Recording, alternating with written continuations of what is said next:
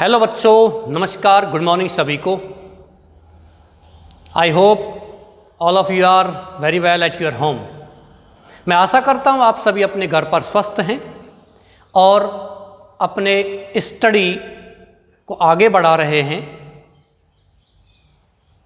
Galaxy Kathumar and VDS खिरली के संयुक्त प्रयासों से ये ऑनलाइन क्लासेज पिछले वर्ष से ही संचालित की जा रही हैं और इसी क्रम में आज आपकी इंग्लिश की कक्षा प्रारंभ की जा रही है। पिछले वर्ष से हमारी संस्थाओं ने ऑनलाइन और ऑफलाइन दोनों ही क्लासेज में अपार सफलता प्राप्त की है। मुझे नहीं लगता, हालांकि कुछ संस्थाएं हो सकती हैं, अन्यथा हमारी संस्थाओं ने कोरोना काल में भी बहुत अच्छे से सिलेबस ही नहीं कराया बल्कि उसका रिवीजन भी कराया। इस बात को मैं मानता हूं कि एग्ज़ाम नहीं लगे, यदि एग्ज़ाम होते तो हमारे बच्चे टॉप करते, लेकिन इस बोर्ड एग्ज़ाम में टॉप नहीं करेंगे तो वो बच्चे निश्चित रूप से आने वाले कॉम्पिटिटिव एग्ज़ाम में अपनी श्रेष्ठता को साबित करेंगे। इसी क्रम में आपकी इंग्लिश कक्षा प्रारंभ की जा रही है। प्रिय विद्यार्थियों, आपने साइंस को चुना है, आपने आर्ट्स को चुना है, विशेषकर मैं साइंस के बच्चों की बात करता हूं। आपने बायो या मैथ, फिजिक्स और केमिस्ट्री को चुना है। ये सभी स्तंभ हमारे दोनों ही संस्थाओं के बेहद मजबूत हैं, लेकिन इनके साथ साथ सबसे बड़ी बात यह है कि हमारी संस्थाओं में जो कंपलसरी सब्जेक्ट हैं इंग्लिश और हिंदी, ये दोनों भी बेहद मजबूत हैं। जिन विषयों की ओर संस्थाएं ध्यान ही नहीं देती हैं। बच्चों, ध्यान रखना, यदि आपका कॉलेज लेवल पर जब सिलेक्शन होता है तो ओवरऑल परसेंटेज देखी जाती है और ओवरऑल परसेंटेज में आपका इंग्लिश और हिंदी बहुत बड़ा रोल प्ले करती हैं। These two compulsory subject plays a vital role in your life. So please let me begin your class. I am talking about my subject. My subject is English. And class is 12th. English compulsory. Not English literature. You will not study here English literature. You will study only English compulsory. बच्चों, ध्यान रखना है, अब की बार से हम यहाँ class 12th में NCERT सिलेबस का अध्ययन और मैं अध्यापन कराने जा रहा हूँ।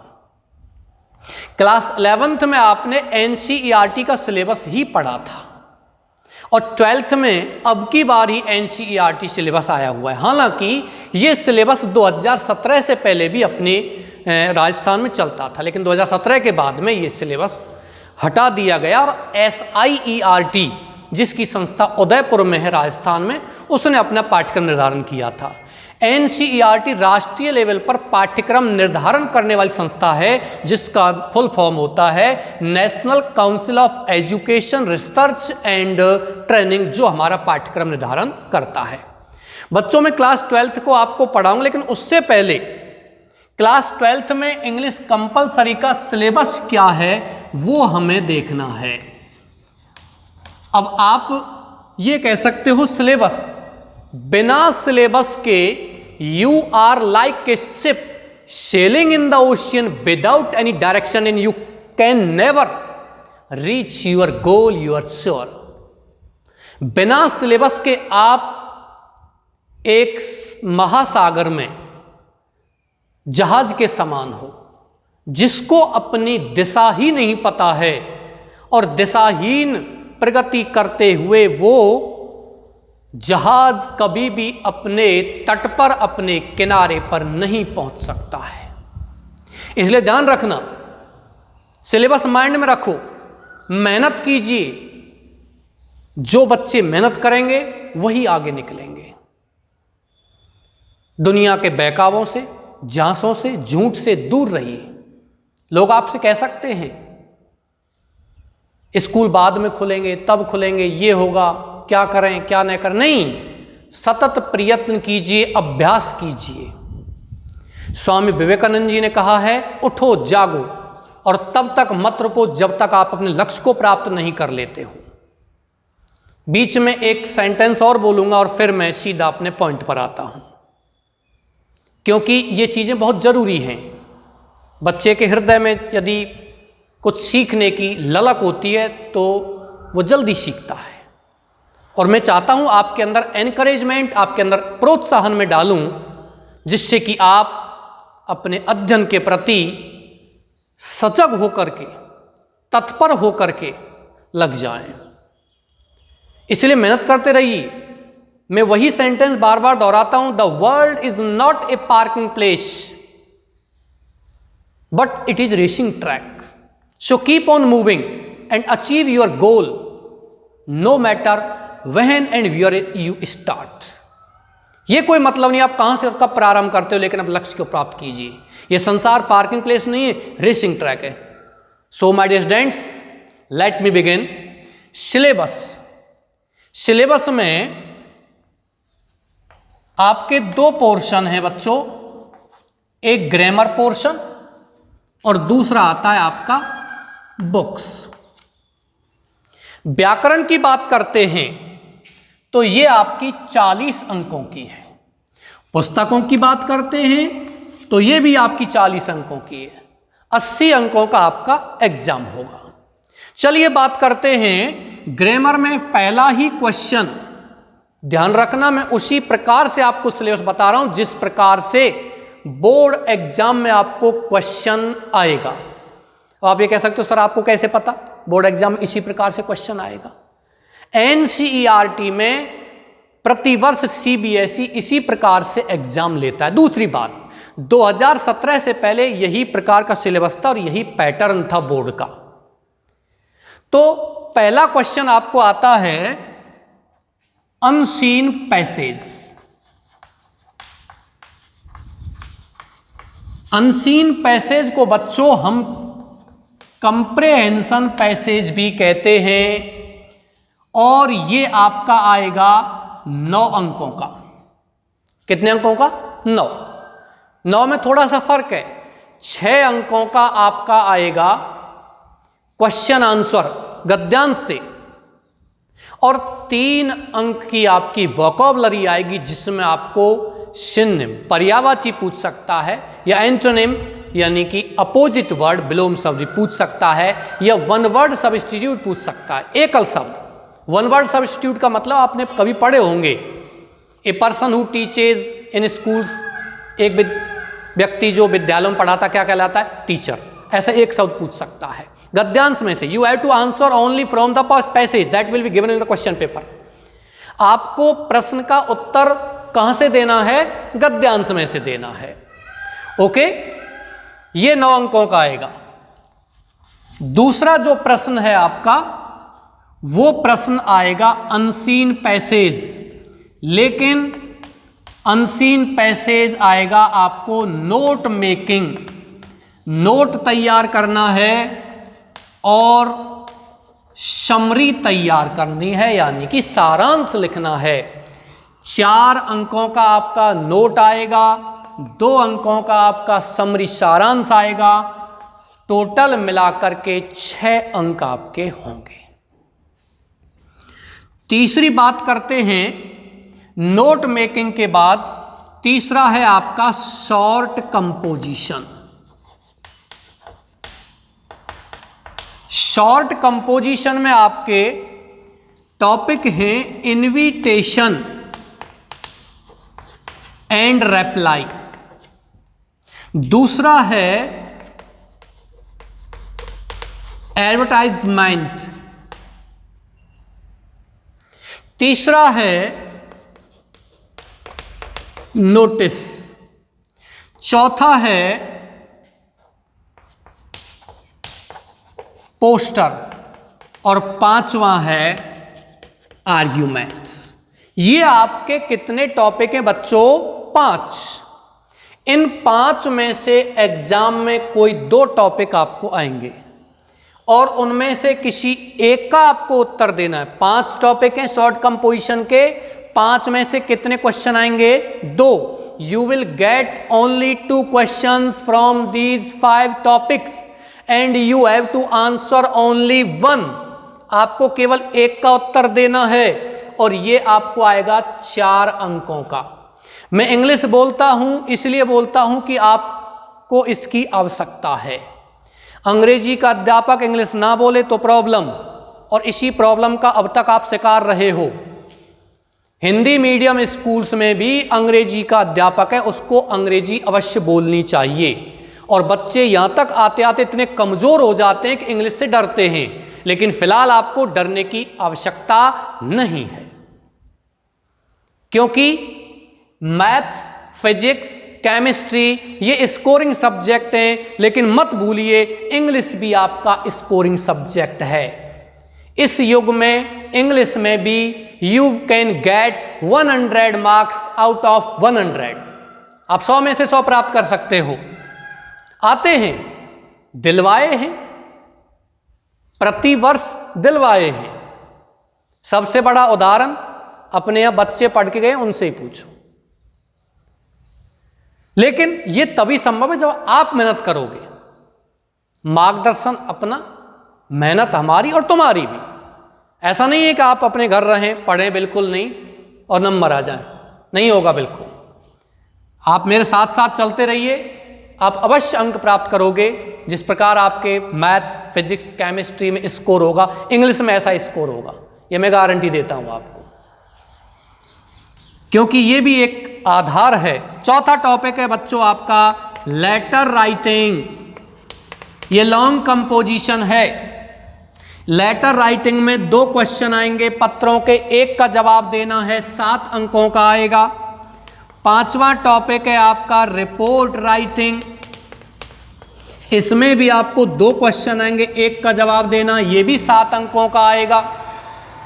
और 6वां क्वेश्चन आपका आता है, नंबर 6 पे क्वेश्चन आता है, वो आता है आपका आर्टिकल स्पीच।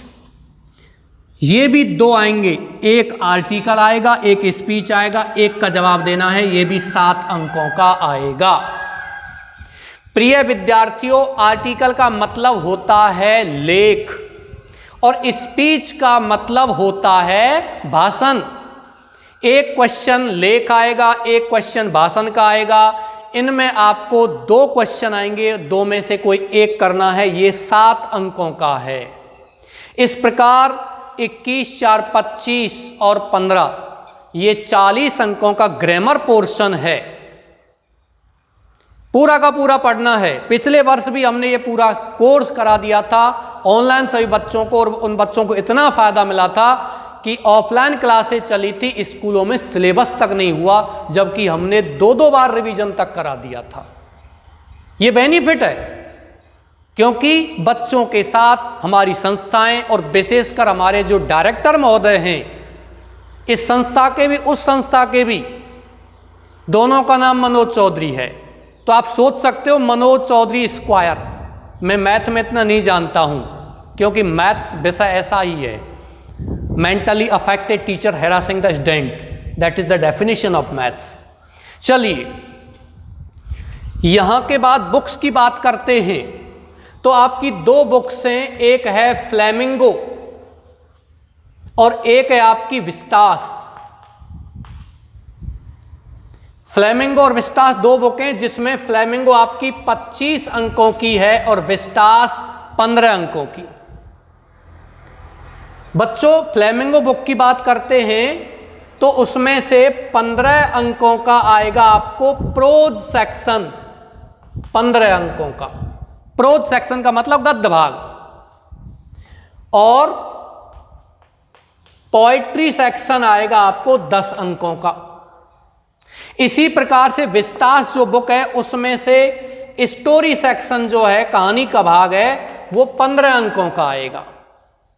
यानी 15 अंक में से गद्य भाग में से 2-2 नंबर के 4 क्वेश्चन आएंगे 8 अंकों के, और एक क्वेश्चन 7 अंकों का आएगा। हालांकि क्वेश्चन 2 आएंगे, एक करना 7 अंकों का। ये आपका 15 का होगा, 8 और 7 15। ये आपको ध्यान रखना है, फ्लेमिंगो बुक में गद्य भाग के आपके 8 चैप्टर हैं। कितने चैप्टर हैं बच्चों? 8 चैप्टर हैं। और इसकी बात करते हैं पोइट्री की, कविताओं की। फ्लेमिंगो बुक में ही कविताएं जिसमें आपके 6 चैप्टर हैं। इतना समय नहीं है चैप्टर वाइज सबको बता देता, पूरी किताबें दिमाग में भरी पड़ी हैं। किताब उठाने की भी जरूरत नहीं है कि किताब उठा करके पढ़ाओ, नहीं, आवश्यकता ही नहीं है। स्टोरी की बात करते हैं तो कहानी वाली पुस्तक है विस्तास, इसमें भी आपके 8 चैप्टर हैं। तो आप ये अंदाजा लगा सकते हो 8 और 8 16 चैप्टर तो आपको गद्य भाग के हैं प्रोज सेक्शन के। You will gate 16 chapters in prose section, and in poetry section you will gate 6 chapters. 10 अंकों के 6 आपके कविताएं दी गई हैं। तो बच्चों ये अपना सिलेबस है। मैं आशा करता हूं सिलेबस आप लिख लेना पहले ही पृष्ठ पर, क्योंकि बिना सिलेबस के यदि आप पढ़ रहे हो तो मैंने बता दिया आप गतिहीन प्रगति कर रहे हो, और गतिहीन प्रगति किसी निश्चित दिशा में आप प्रगति नहीं करते हो तो वहां आप अपने लक्ष्य को प्राप्त नहीं कर सकते। चलिए, मैं आशा करता हूं आपने उतार लिया होगा, अन्यथा आप स्क्रीनशॉट ले सकते हो इसका। अब बात करते हैं कौन सा चैप्टर या कौन सा टॉपिक यहां अपन आज लेते हैं और आपका सिलेबस प्रारंभ करता हूं। तो बच्चों आपका टॉपिक लेटर राइटिंग, यहां से अपन प्रारंभ करते हैं। आपका जाना पहचाना टॉपिक है, अपनी कॉपी पर डाल लीजिए 7 अंकों का। ध्यान रखना पहले की तरह अब नहीं है कि आप कक्षा 11th में कक्षा 10th में लेटर राइटिंग पढ़ चुके हो या पढ़ा है और ऐसा कैसा, ये बिल्कुल नहीं है।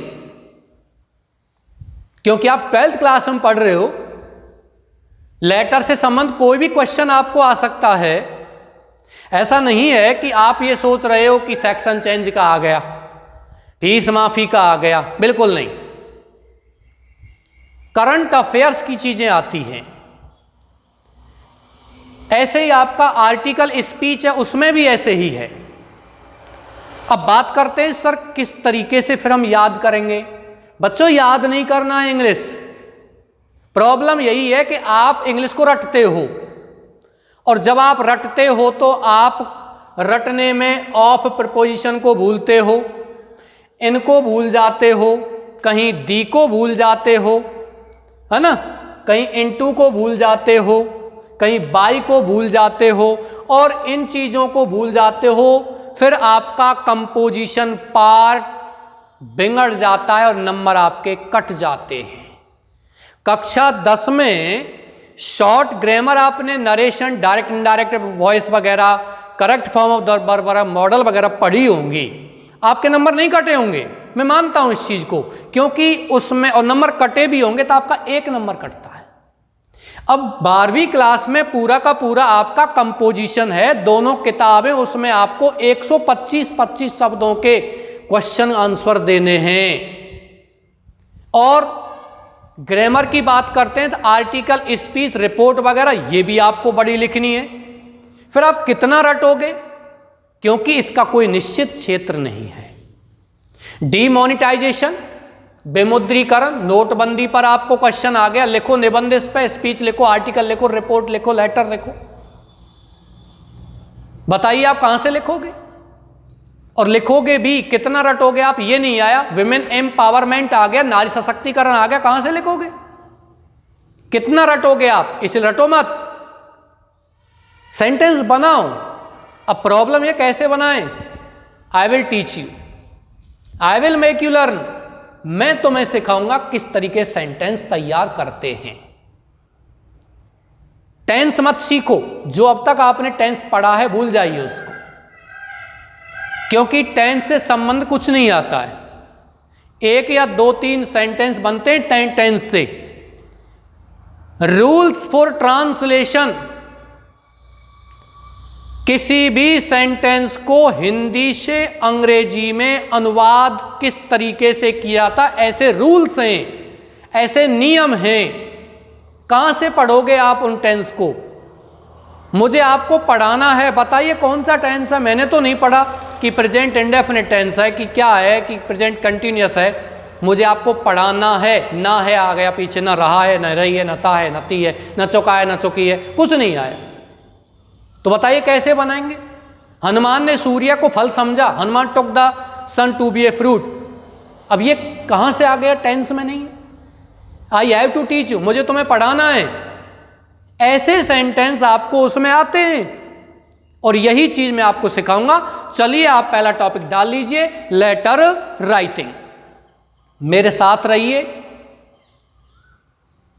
आपकी क्षमता के अनुसार आपको नंबर मिलेंगे। आपकी क्षमता, मेरे बात समझ रहे? क्षमता, यदि आपके मैथ्स, फिजिक्स, केमिस्ट्री में 95 आ रहे हैं तो आपको इसमें भी 95 आएंगे। बच्चों को यह प्रॉब्लम होता है कि सर हमारे और विषय में अच्छे नंबर आए, इंग्लिश में नहीं आए। तो इंग्लिश में आपके अच्छे नंबर आएंगे। लेटर राइटिंग लेते हैं सबसे पहले। तो बच्चों लेटर राइटिंग, पत्र लेखन, पत्र लेखन दो प्रकार का होता है। There are two types of letter writing. There are two types of letter writing. पत्र लेखन बच्चों कितने प्रकार का होता है? दो प्रकार का होता है। तो पहला लेते हैं फॉर्मल लेटर और दूसरा लेते हैं इनफॉर्मल लेटर। मैं आपकी समस्या का धीरे धीरे समाधान करता चलूंगा, लेकिन यह ध्यान रखना वीडियो को बीच में नहीं छोड़ना। यदि आप बीच में छोड़ देते हो तो आप नहीं सीख पाओगे। यह बच्चों का प्रॉब्लम होता है, पूरी क्लासेस देखते नहीं और फिर ये कह देते हैं साहब नहीं, वीडियो पूरा देखिए और फिर देखते हैं नंबर कैसे नहीं आएंगे। टॉप से टॉप बच्चों के, कमजोर से कमजोर बच्चों के। जिन बच्चों का परसेंट 70 है बनेगा 70%, इंग्लिश में 75 नंबर आएंगे। 90 बनेगा तो इंग्लिश में 95 नंबर आएंगे। मेहनत करो। फॉर्मल लेटर, इनफॉर्मल लेटर, दो प्रकार के पत्र होते हैं बच्चों। Class 12th RBSE Rajasthan board of secondary education ने अब की बार एनसीईआरटी का सिलेबस लिया है। उस सिलेबस में केवल फॉर्मल लेटर ही दिया गया है। हम इनफॉर्मल लेटर यहां नहीं पढ़ेंगे। We will not study here informal letter. We will study here only formal letters. अब ये फॉर्मल लेटर होते कैसे? हिंदी की बात करते हैं तो फॉर्मल लेटर औपचारिक पत्र होते हैं और इनफॉर्मल लेटर अनौपचारिक पत्र होते हैं। यदि आप किसी पत्र को अपने किसी सगे संबंधी को लिख रहे हैं तो वो इनफॉर्मल लेटर है। मैं और तुम की परिभाषा में लिखा जाता है। और यदि आप अपने पत्र को किसी पोस्ट के लिए लिख रहे हैं, if you writing a letter to any post, that is called formal letter. क्या कहलाता है वो? फॉर्मल लेटर कहलाता है। तो फॉर्मल लेटर का अध्ययन यहां करेंगे क्योंकि आपके पाठ्यक्रम में फॉर्मल लेटर ही हैं। अब मैं सीधी अपनी भाषा में बताता हूं। कक्षा 10 में आपने पढ़े होंगे letter to your uncle, your brother, your sister, your friend, your father, your mother. ये इनफॉर्मल लेटर हैं। ये अभी आपको कक्षा 12 में नहीं पढ़ने हैं। कक्षा 12 में क्या पढ़ने हैं? फॉर्मल लेटर, औपचारिक पत्र, जिसमें आपका एप्लीकेशन, जिसमें आपका business letter, letter to editor आते हैं, कंप्लेन लेटर आते हैं, ठीक है, और एप्लीकेशन, जॉब एप्लीकेशन आते हैं, ठीक है, ये हैं। चलिए आप इसको लिखिए और नीचे लिखिए। मैं हिंदी में लिख देता हूं और इंग्लिश में बता देता हूं।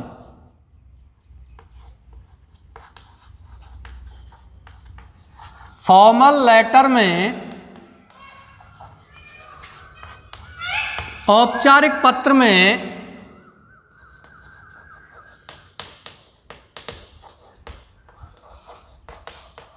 Complain letter,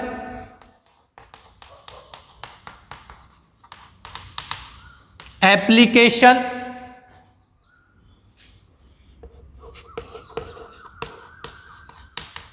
job letter, business letter,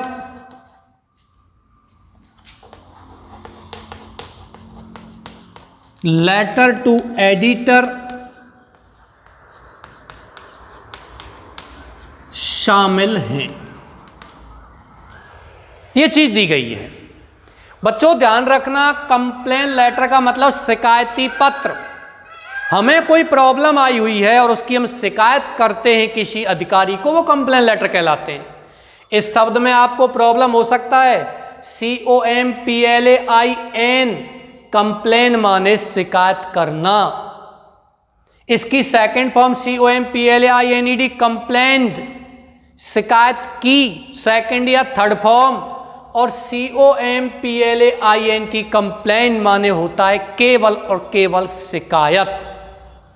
ये ध्यान रखना, बच्चे गलती कर देते हैं, कंप्लेन, कंप्लेंट, कंप्लेन, इसमें ही नाउन, एडजेक्टिव, एडवर्ब, इनकी जानकारी मैं साथ साथ देता रहूंगा। मेरी क्लास में आपको रटने की आवश्यकता नहीं है, मैं आपको बता दूंगा ये पढ़ना है। अभी मैं आपको बता रहा हूं, ये आपको केवल समझना है, रटना नहीं है। जहां मैं बताता हूं उसको समझते चलिए। कंप्लेन लेटर का मतलब होता है शिकायती पत्र, एप्लीकेशन का मतलब होता है प्रार्थना पत्र, जॉब लेटर का मतलब होता है नौकरी के लिए पत्र प्राइवेट सेक्टर में, बिजनेस लेटर का मतलब होता है व्यापारिक पत्र, और लेटर टू एडिटर का मतलब होता है संपादक के लिए पत्र। ये आपको यहां पत्र दिए गए, यही पत्र अपन को यहां अध्ययन करने हैं। यही पत्र आपके सिलेबस में लेटर राइटिंग वाले टॉपिक में दिए गए। बच्चों मैंने सिलेबस बता दिया है, ये आपके लेटर हैं। इनमें से 2 लेटर आपको आएंगे, एक करना है, और ये कितने अंकों का होगा? 7 अंकों का होगा। चलिए बात करते हैं आगे। ये आपके पत्र हैं। पत्र लिखते समय कौन कौन सी सावधानी रखनी चाहिए, ये आप लिखिए, स्क्रीनशॉट लीजिए फटाक से। मैं इसको मिटा रहा हूं।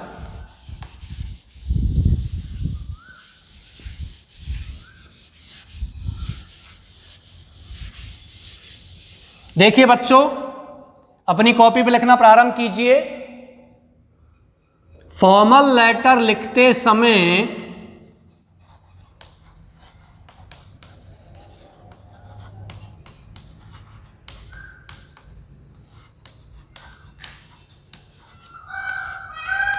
निम्न बिंदुओं को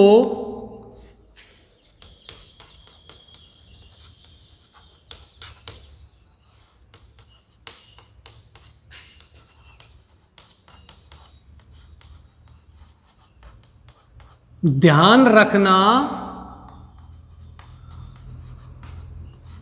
चाहिए। We should remember the following points while writing a letter. पत्र लिखते समय यह ध्यान रखना चाहिए। एक बात बच्चों बीच में और बोल देता हूं, अपने संगति अच्छी कीजिए। जहां से जिस तरीके से आप पढ़ रहे हो वह मेहनत कीजिए। कोई भी नकारात्मक बातें आती हैं उनसे दूर रहिए, बिल्कुल नेगेटिव विचारों से बिल्कुल दूर रहिए। ये जीवन में बहुत बड़ा प्रभाव डालती हैं। चाणक्य ने कहा है, सर्पस्य च दुर्जना वरेम सर्पे न दुर्जना सर्पस्य दंसति कालेन दुर्जना पदे पदे। सांप और दुर्जन व्यक्ति में से यदि किसी को चुनना पड़े तो सांप को चुनिए, क्योंकि सांप एक बार काटता है, दुर्जन व्यक्ति बार बार काटता है। इसलिए मैं आपसे कहता हूं कि अपने आसपास या कोई और भी यदि आपके दिमाग में नेगेटिव चीजें डालता है, आपको डिस्टर्ब करता है, आप उसको डांट लगाने में, उसको दूर करने में बिल्कुल मत हिचकिचाइए, क्योंकि आपको अपने भविष्य का ध्यान रखना है। और बच्चों, जब आप सफल हो जाओगे तो सारी दुनिया आपकी बातों को मानेगी, और यदि आप असफल हो जाओगे तो फिर आप सोच लीजिए, आपको अपने मिलने वाले हैं वो भी आपकी क्रिटिसाइज करने में नहीं चूकेंगे। इसलिए मेहनत कीजिए, जिस संस्था से आप जुड़े हुए हो उसी संस्था के प्रति समर्पित भाव से लगे रहिए, क्योंकि बरसाती मेंढकों से दूर रहिए, जो कभी कभी बरसात के समय में टर्राते हैं और फिर चले जाते हैं, है ना। तो आप बरसाती मेंढकों से दूर रहिए, मेहनत कीजिए, बहुत ज्यादा विशेष मेहनत कीजिए। पायसु देख रही में मन कोयल साधी मौन, अब दादुर बक्ता भये हमने पूछत कौन। अरे बरसात को देख करके तो कोयल चुप हो जाती है और मेंढक बोलने लग जाते हैं, अब कोयल को कौन पूछे। इसलिए मेहनत करो और उस चीज को पहचानो कि कहां हम अपनी मेहनत करके कहां से हम सफल हो सकते। Now come to the point. पहला पॉइंट लिखिए, लेटर राइटिंग में सर्वप्रथम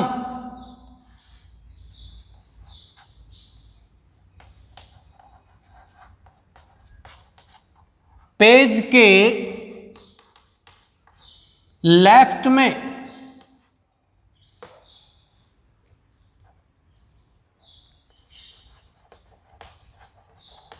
सेंडर्स एड्रेस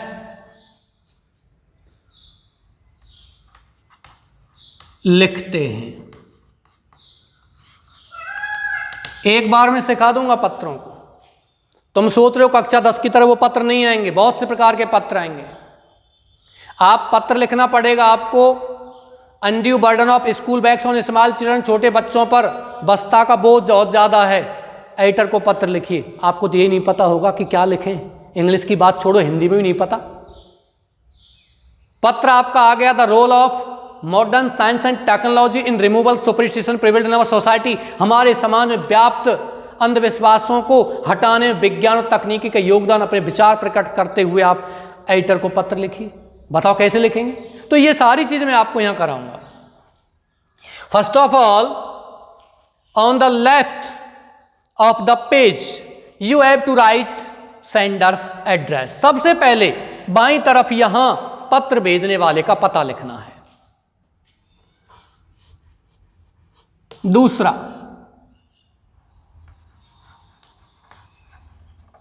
सेंडर्स एड्रेस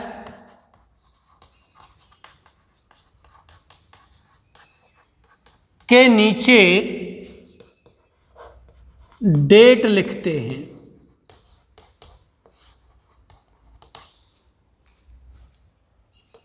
अगला लिखिए, डेट के नीचे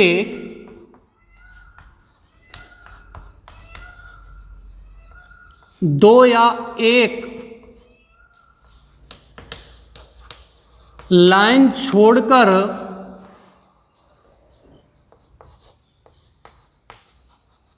नेम ऑफ द पोस्ट लिखिए। नेम ऑफ द पोस्ट का मतलब होता है बच्चों पद का नाम जिसको आप पत्र लिख रहे हैं। मैं समझा दूंगा, अभी एक बार आप लिख लीजिए।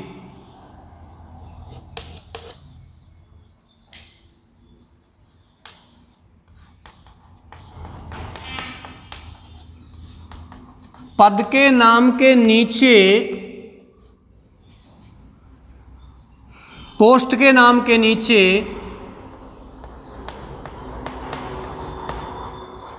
संस्था का नाम,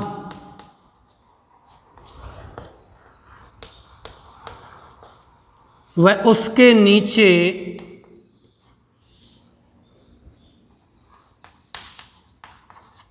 प्लेस लिखते हैं।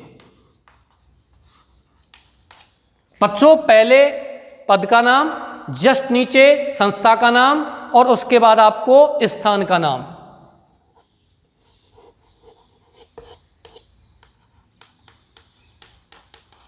स्थान के नीचे एक लाइन छोड़कर सब्जेक्ट लिखते हैं।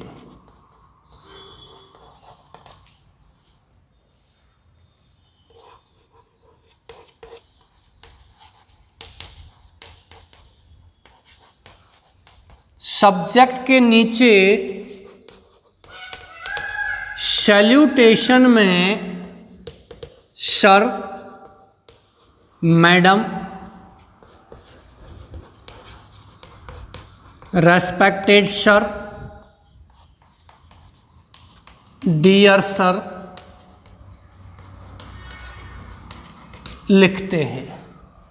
ओके बच्चों, ये आपका दिया गया है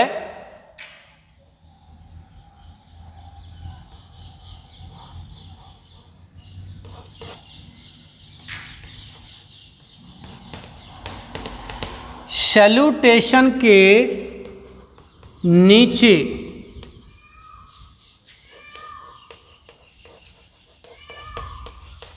रेस्पेक्टेड वर्ड्स, आदरणीय शब्दों के बाद मेन बॉडी ऑफ लेटर लिखो।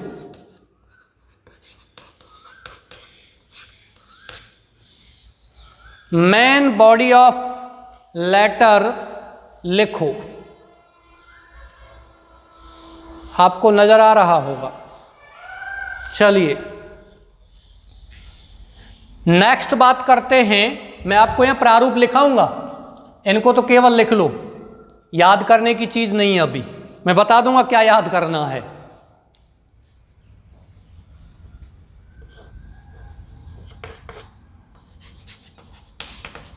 मेन बॉडी के बाद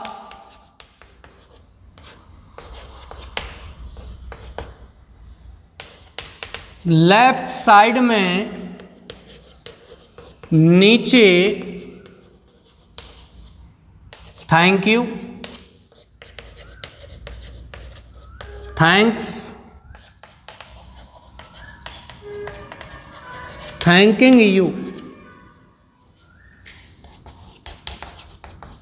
के बाद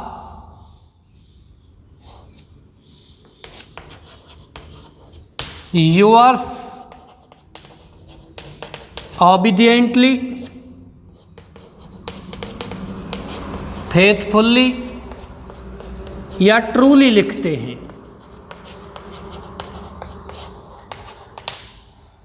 मैंने बहुत जल्दी से लिखा है ये, आप इसको आराम से लिख सकते हो।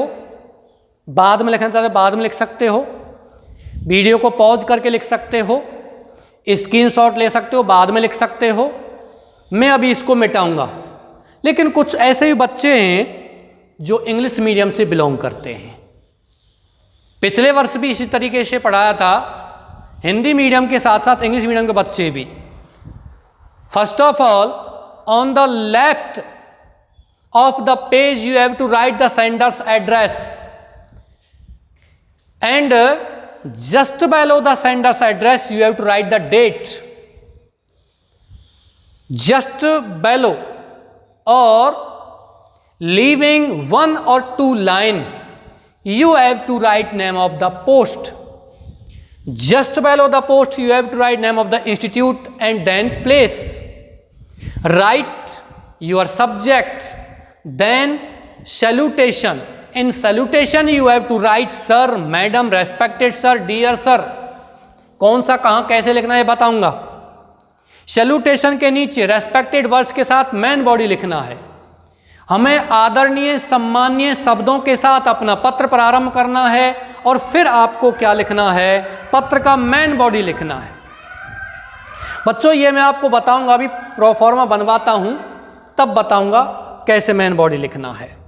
इसके बाद थैंक यू, थैंक्स या थैंकिंग यू लिखना है। यूअर्स ओबीडियंटली, यदि आप अपने विद्यालय में पत्र लिख रहे हो, अपने अध्यापक को, अपने क्लास टीचर को, प्रिंसिपल को पत्र लिख रहे हो, not headmaster and headmistress, because you are studying class 12th and in class 12th principal post होती है ना कि हेडमास्टर।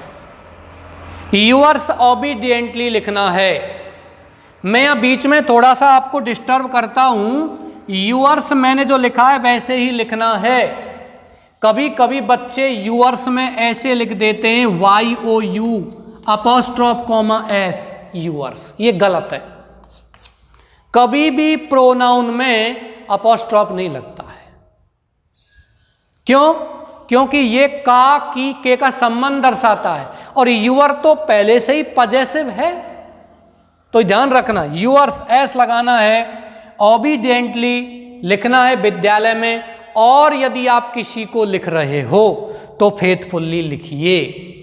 और कभी कभी अपने विचार प्रकट करने के लिए या बिजनेस लेटर व्यापारिक पत्रों में आप ट्रूली भी लिख सकते हो। ध्यान रखना, ट्रूली की स्पेलिंग अच्छे से देख लो, क्योंकि ट्रू की स्पेलिंग क्या है? TRUE, और हम क्या करते हैं इसी में LY जोड़ देते हैं, जो गलत है। TRULY है, ये ध्यान रखना। मैं इसको मिटा रहा हूं और आप अपने पॉइंट पर आ जाइए, और पॉइंट आपका वो है जो मैं आपको यहां बताने वाला हूं, जो आपको ये बताएगा कि हां पत्र हमें कैसे लिखना है।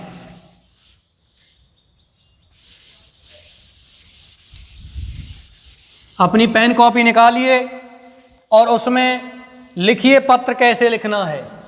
बच्चों, साहित्य में इंग्लिश हो या हिंदी, इसमें आपका सही है इतना ही काफी नहीं है। मैथ्स में या अन्य किसी विषय में आपका आंसर सही है इतना ही काफी है, लेकिन इंग्लिश हिंदी में आपका सही है इतना ही काफी नहीं है। क्यों? क्योंकि ये भाषा है और भाषा में सही के साथ साथ शुद्ध होना चाहिए, सुंदर होना चाहिए और एक तरीका होना चाहिए। तो आपको लिखना है proforma of a formal letter. किसी अनौपचारिक पत्र का प्रारूप,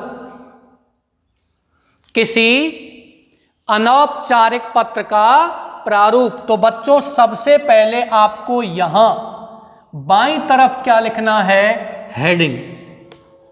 क्या लिखना है? हेडिंग। ये हेडिंग में क्या लिखते हैं बच्चों? हेडिंग में लिखते हैं सेंडर्स एड्रेस। सबसे पहले पत्र लिखते समय आपको अपने पृष्ठ के ऊपर बाईं तरफ on the left side of your page, first of all you have to write heading, and in heading we have to write sender's address, and here in sender's address we have to make all the letters in capital। प्यारे बच्चों, यहां जो हम sender's address लिखेंगे, पत्र भेजने वाले का पता लिखेंगे, उनमें सभी अक्षरों को कैपिटल बनाना है। If you do not want to make all the letters in capital, then make the first letter of each word in capital। समझ में आया कुछ? या तो सभी अक्षरों को कैपिटल में बनाइए। सभी अक्षर यदि सेंडर्स एड्रेस में कैपिटल में नहीं बनाते हैं तो आपको दो शब्द लिख रहे हैं तो दोनों शब्दों का पहला अक्षर कैपिटल होना चाहिए। या 3 शब्द हैं, 4 शब्द हैं, तो प्रत्येक शब्द का पहला अक्षर कैपिटल होना चाहिए। चलिए, इसके ठीक नीचे या एक पंक्ति छोड़कर आपको क्या लिखना है? डेट। क्या लिखना है बच्चों? डेट। यहां बच्चे फिर गलती करते हैं। डेट कैसे लिखना है यह मैं आपको बता देता हूं। जैसे कि आज तारीख कितनी है? आज आपकी डेट है 20 जून 2021। या तो ऐसे लिखिए, या फिर क्या लिखेंगे जून 20 2021, ऐसे आपको लिखना है। पर मैं जो बता रहा हूं ऐसे लिखना है। अब रही बात इसकी, कॉमा नहीं लगाना है। You will not apply here any comma while writing a letter. Comma आप मेन बॉडी लिखते हो, सेंटेंस बना रहे हो, वहां लगा सकते हो, लेकिन अन्य कहीं भी आपको कॉमा का प्रयोग नहीं करना। यदि आप करते हो तो वो गलत है। पुराने समय में किया करते थे, अभी नहीं। पुराने समय में तो इधर भी लिख सकते थे, इधर भी एड्रेस लिख देते थे, लेकिन अभी नहीं करना है। ओके, आपको लग रहा है ना? कोई भी समस्या हो आप कमेंट में डाल देना, कमेंट देखते ही आपकी समस्या का समाधान कर दिया जाएगा।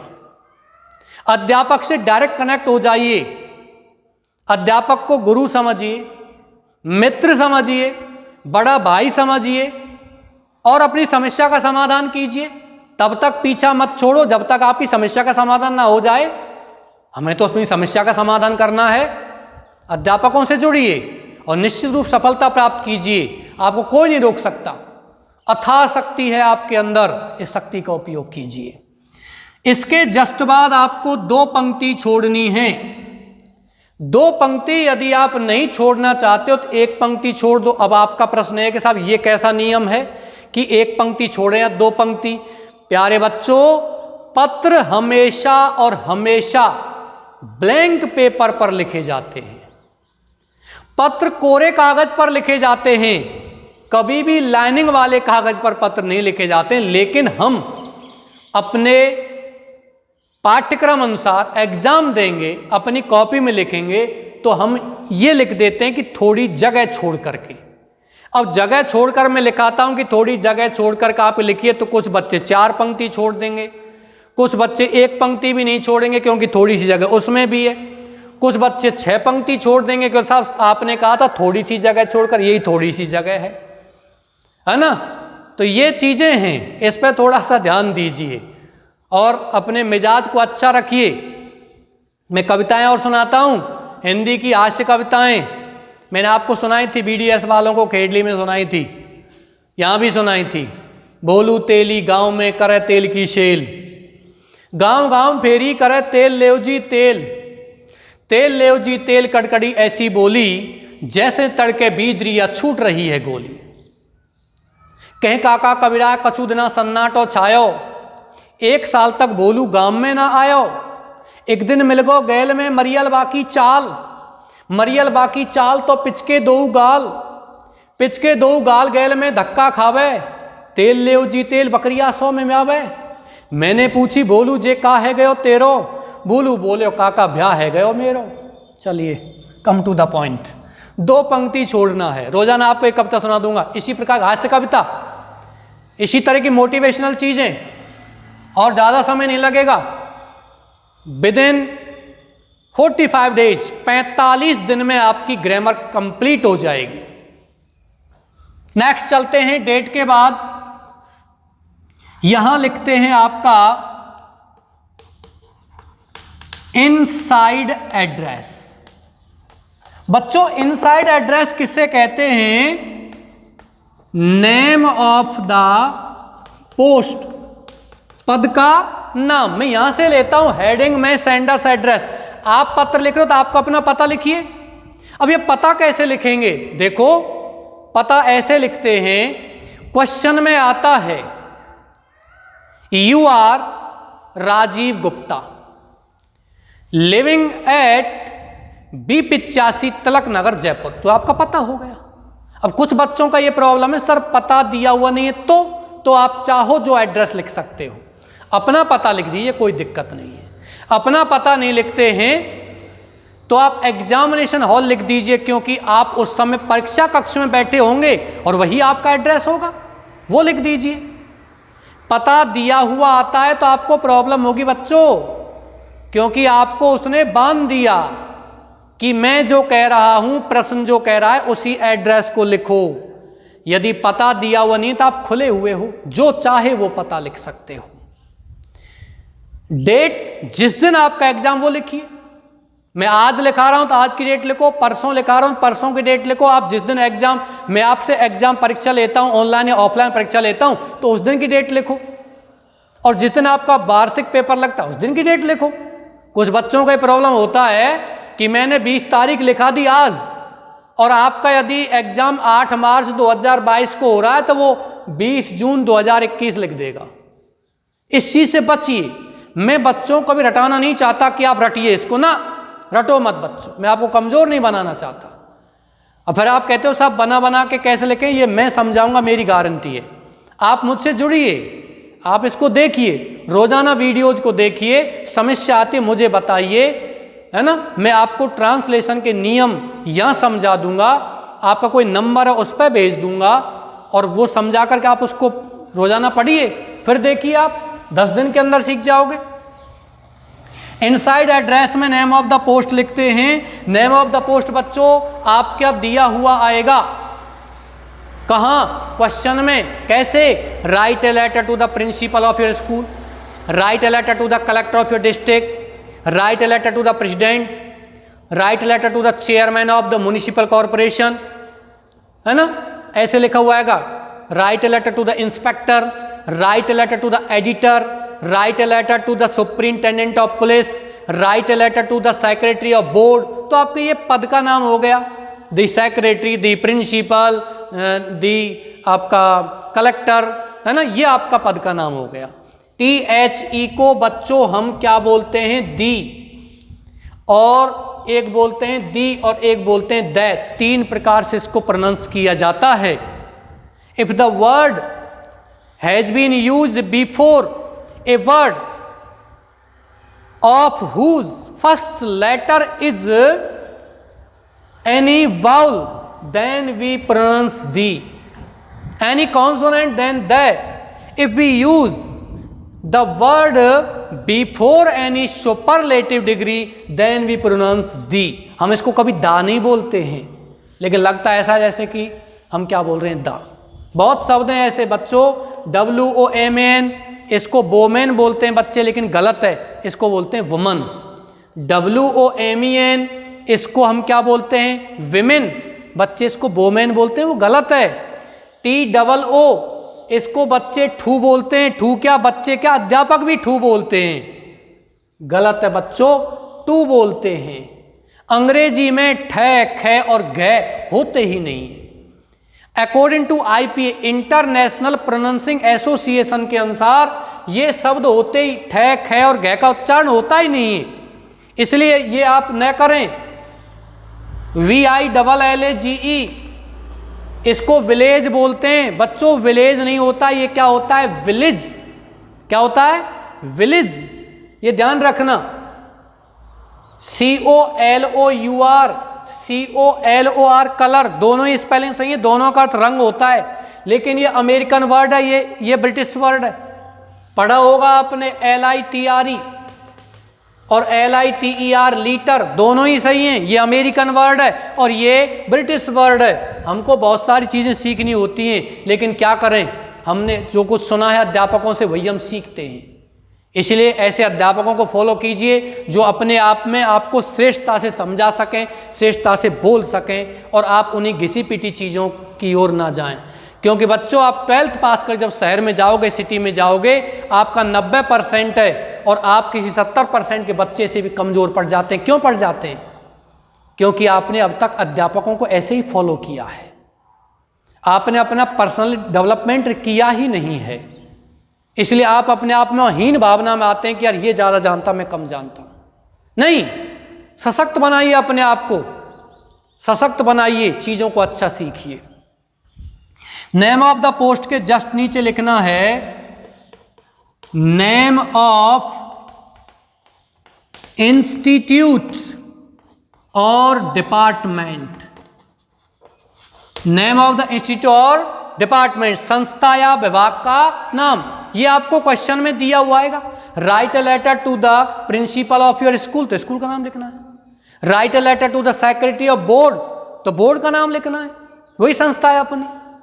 Right a letter to the superintendent of police, SP कहाँ का है वो लिखना है, वही अपना विभाग है। पुलिस डिपार्टमेंट लिख सकते हो, अंत सीधा डिस्ट्रिक्ट का नाम लिख दो। डिस्ट्रिक्ट का नाम लिखने से डिपार्टमेंट भी आ गया और स्थान भी आ गया। पुलिस डिपार्टमेंट लिख दो और फिर स्थान लिख दीजिए, कोई दिक्कत नहीं है। Chairman write a letter to the chairman of municipal corporation, तो यहाँ दी चेयरमैन या दी कमिश्नर और नीचे क्या आएगा आपका म्युनिसिपल कॉर्पोरेशन आ जाएगा, और उसके नीचे क्या आ जाएगा आपका प्लेस आ जाएगा, स्थान आ जाएगा। स्थान कौन सा लिखोगे? जो स्थान आपका, जो संस्था स्थापित है, जहां आपकी संस्था स्थापित है उसका नाम लिखना है। बच्चों आप बीडीएस स्कूल के प्रिंसिपल को लिख रहे हो, दी प्रिंसिपल विद्या देवी सीनियर सेकेंडरी स्कूल या गैलेक्सी सीनियर सेकेंडरी स्कूल। अब यहां आपने कठुमर या खेडली नहीं लिखा, आपने भरतपुर लिख दिया, तो समझिए आप इन यहां के विद्यालयों के प्रिंसिपल को नहीं लिख रहे हो, आप तो भरतपुर के लिख रहे हो। इसलिए आपको यह ध्यान रखना है, स्थान वो लिखना है, स्थान वो लिखना है जो स्थान आपका जहां संस्था स्थापित है। इसके नीचे एक पंक्ति छोड़नी। बच्चों ये मैंने जहां दिया हुआ है ना, ये क्या है पता है आपको? एक पंक्ति या दो निशान है तो दो पंक्ति छोड़ना है। यहां मैंने दिया हुआ नहीं है तो एक भी पंक्ति नहीं छोड़नी है। दूसरी बात, ये जो मैंने लिखा है बिल्कुल सीध में लिखिए इसको। बच्चे यहां गलती करते हैं, यहां सेंडर्स एड्रेस लिख दिया, यहां डेट लिख दी, इधर पद का नाम लिख दिया, इधर थोड़ा खिसका करके क्या लिख दिया आपने, डिपार्टमेंट संस्था का नाम लिख दिया, बिल्कुल बेतरतीब पत्र कर दिया। पत्र को देखते एग्जामिनर आधा नंबर दे देगा आपको, या आपने पूरा सही लिखा है फिर भी। इसलिए साफ लिखिए, शुद्ध लिखिए, सही तरीके से लिखिए। एक पंक्ति छोड़ करके फिर लिखना है सब्जेक्ट। सब्जेक्ट क्या लिखना है, कहां से लिखना है? बच्चों प्रत्येक प्रश्न में विषय दिया हुआ आता है, बिना विषय का प्रश्न ही नहीं होगा। Write a letter to the principal of your school, अपने विद्यालय के प्रिंसिपल को पत्र लिखिए। Complaining about miserable condition of your classroom, अपने कक्षा की दयनीय स्थिति के बारे में शिकायत करते लिखो। तो ये आपका सब्जेक्ट हो गया। Complain about the miserable condition of classroom, complain about the miserable और डर्टी कंडीशन ऑफ टॉयलेट्स की गंदी स्थिति है, इसके बारे में आप लिखिए। ये आपका क्या हो गया, सब्जेक्ट है। प्रत्येक में आएगा write a letter to the collector of your district to close the shop of wine, तो सब्जेक्ट क्या हो गया, to close the shop of wine. To ban on the use of loud speaker and microphone, तो आपका subject क्या होगा, to ban on the use of loud speaker and microphone. Write a letter to the secretary of board to issue you a duplicate copy of marksheet, तो subject क्या हो गया बच्चों, to issue a duplicate copy of marksheet. Write a letter to the superintendent of police of your district complaining about increasing crime in your area, तो बच्चों subject क्या हो गया, complain about increasing crime in our area या complain about increasing crime, ये आपका subject हो गया। The role of modern science and technology, आधुनिक विज्ञान तकनीकी का योगदान, ये सब्जेक्ट हो गया। Undue burden of school bags on small children, ये आपका सब्जेक्ट हो गया। ये आपके सब्जेक्ट हैं, प्रश्न में दिए हुए आएंगे। Write a letter to the editor of the Rajasthan Patrika telling about or complaining about or telling your views about child labour, बाल श्रम के बारे में आप लिखिए। Telling about the problem of unemployment, बेरोजगारी समस्या के बारे में लिखिए। बच्चों में फिर कह रहा हूं 10वीं जैसा आपको पत्र नहीं आएंगे, अलग ही पत्र आएंगे जो आपको अलग प्रकार के होंगे, करंट अफेयर्स पे होंगे, वर्तमान परिदृश्य पे होंगे। तो ये आपका सब्जेक्ट भी कहां दिया हुआ आएगा, प्रश्न में दिया हुआ आएगा। यहां तक मैंने आपको आज का कुछ सिलेबस है, कुछ मैंने आपसे बात भी की है, भविष्य में आपसे कम बात किया करूंगा। कभी जभी आपको कुछ एक हास्य कविता छोटी सी 30 सेकंड की सुना दिया करूंगा और 30-40 सेकंड का आपको कुछ मोटिवेशन भी दे दिया करूंगा, एनकरेजमेंट दे दिया करूंगा, प्रोत्साहन दे दिया करूंगा, जिससे कि आप आगे बढ़ें, कुछ करने का जज्बा पैदा हो। अब्दुल कलाम जी ने कहा था, there should be a fire of desire inside your heart to gain और to achieve everything in your life. जीवन में कुछ प्राप्त करने के लिए हमारे अंदर, हमारे हृदय के अंदर एक इच्छा शक्ति, विल पावर होनी चाहिए, एक फायर ऑफ डिजायर होनी चाहिए। ये ध्यान रखो। और बहुत सी चीजें हैं, आज ही कैसे सुना दूं आपको। अब्दुल कलाम जी ने तो ये भी कहा था, the dream is not we see in sleep, dream is a thing that does not allow to sleep. बच्चों, स्वप्न वो नहीं है जो हम नींद में देखते हैं, स्वप्न वो है जो हमें नींद लेने की अनुमति ही नहीं देता है। कल आपको यहां से आगे सब्जेक्ट्स के आगे सैल्यूटेशन सर से लेकर के और पूरा प्रोफॉर्मा बताऊंगा। 7 अंकों का आता है, कम से कम 100 शब्द आपको पत्र में लिखने हैं और 100 शब्द आप रट नहीं सकते हो। एक पत्र रट लेते हो, दूसरा पत्र रट लेते हो, 30 रट लेते हो, 4 रट लेते हो, 6 रट लेते हो, उसमें से नहीं आया तो आप क्या करोगे। और बच्चों, रटना एक विकल्प नहीं है, क्योंकि आप रट करके बहुत सी चीजों को, प्रपोजिशन को भूलोगे और वहीं आपके नंबर कटते हैं। फिर कह रहा हूं बच्चों, आप यदि कमजोर बच्चे हैं और आपके 40 नंबर आ रहे हैं एग्जाम में, तो एग्जामिनर आपको 41 नंबर दे देगा। लेकिन जब 90 से ऊपर अंक आते हैं, 90, 91, 92, 95, 96, 97, 100, इतने अंक आते हैं, तो एग्जामिनर कॉपी को 2 बार देखता है कि बच्चे के नंबर कहां काटूं।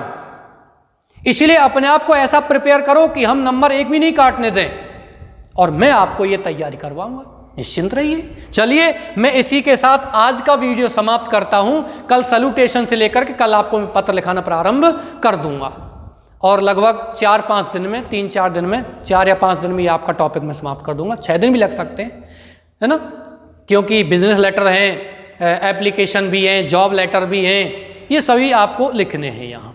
इसी के साथ मैं अच्छी शुभकामनाओं के साथ मैं आपसे विदा लेता हूँ। आप सभी को मेरी तरफ से ढेर सारी शुभकामनाएं, आपके उज्जवल भविष्य की मैं कामना करता हूं। सभी को नमस्कार।